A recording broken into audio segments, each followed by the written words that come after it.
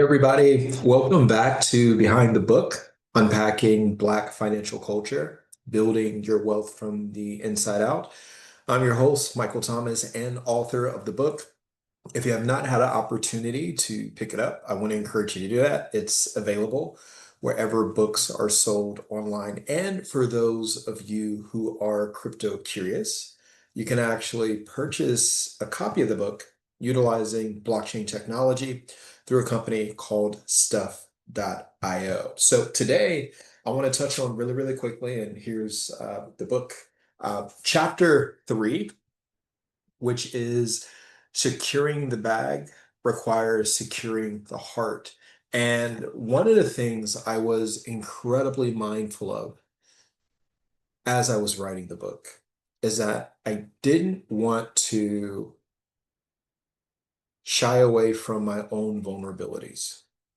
And oftentimes, especially when you're coming from my position, which is an academic position, I have a PhD and I've done research in this space, that things can come off as purely academic, purely paternalistic, purely this is what you need to do to improve your life without bringing you into my life and ultimately creating a safe space as it relates to a shared experience that facilitates connection and knowing that the spirit and the heart of this work that I created comes from a place of meaningful connection and authenticity.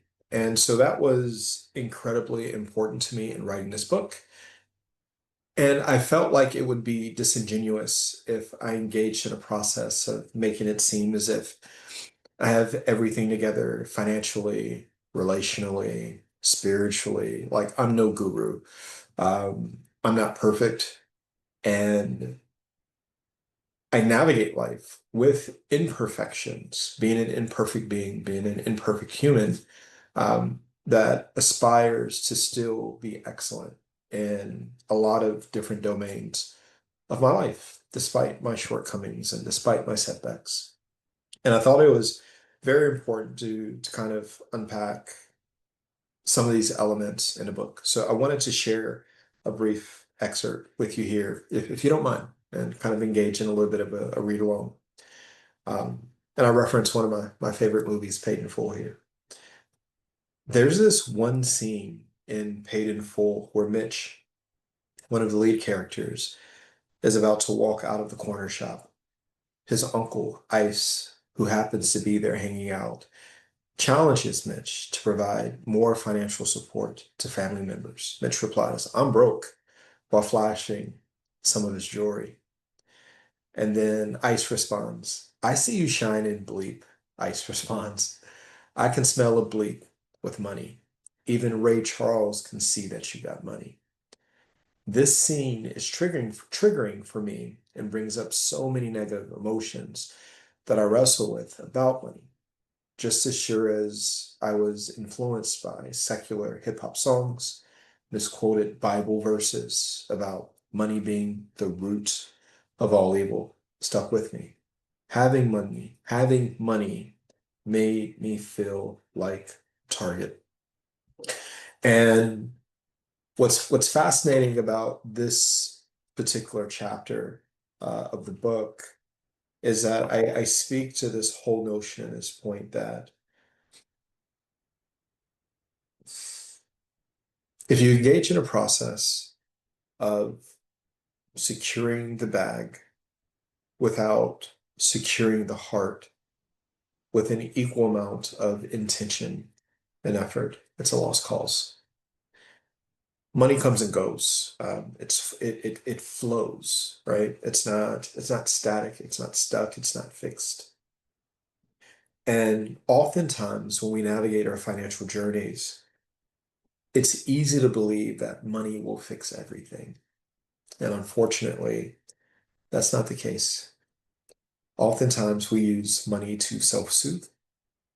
Um, and for many of us, we self-soothe in the wrong ways that can be counterproductive and lead to feelings of despair and misery and hopefulness because the money isn't working, right? And sometimes we double down on, well, I need more money, even though you've had more money than you've ever seen before, but for whatever reason, it's not enough.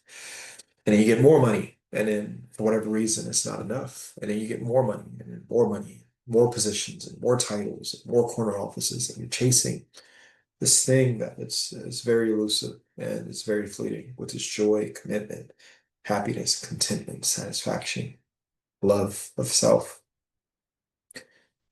Money can, if we use it correctly, can provide us with resources and tools for help, so that we can engage in the very hard journey of securing our hearts, which is also why my book has a kintsugi heart on it, which means that despite our imperfections, that it's okay to reveal the cracks that we've had to heal because they tell a very meaningful and important story about our lives.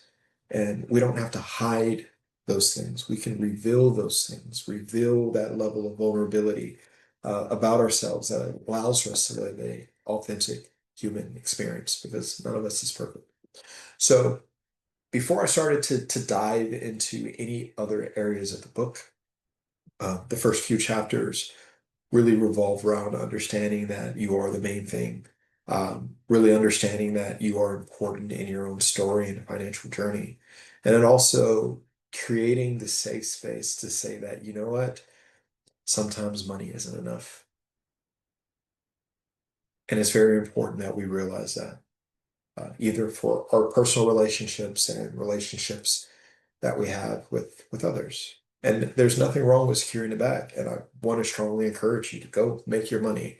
Um, but don't misplace your hope in money. And sometimes that the hard work revolves around this piece of ourselves and not this piece of what we want to represent about ourselves. Ideally, I would love for you to have the bag and heart, right? Because that means that you can, in your fullness and in your abundance of self, can manifest extraordinary things with money that has nothing to do with trying to fill a level of emptiness and despair that's bottomless pit that money is not designed to fill in and of itself.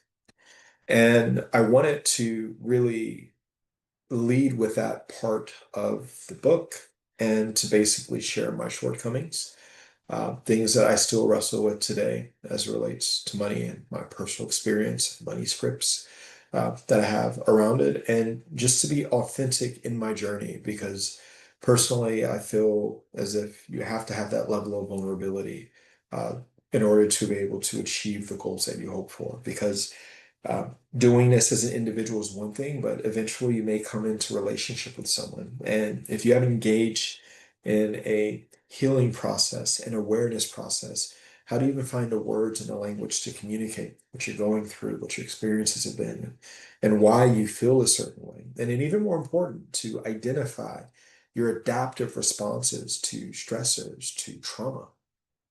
And if they're maladaptive in nature, and to be able to have the capacity to be vulnerable, to recognize those things about yourself, and not to be defined by it, but to be refined by it, and know that you can grow and to be seen, so that you can reveal the wound, so that we can begin to kind of heal that wound, so that then at the end of the day, you can have the abundance that you hope for, both internally and externally. That's my hope.